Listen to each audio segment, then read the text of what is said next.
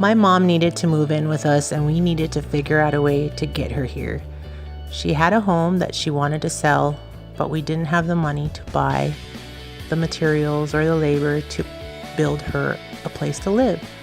So WeBuyHouses.com came in, gave her a fair offer, and we were able to keep her in that home until we were done with the addition here. They were so kind and compassionate, and I don't know what I would have done without their help. They saved my mom, and I will love them forever for it. The wonderful people that came to my home put me at ease. They were honest and they were cheerful, and they were all the things that I needed to see and hear. When you leave a home that you've been in for 39 years, it's very difficult, but they made it easy, and I love them and appreciate so much what they did.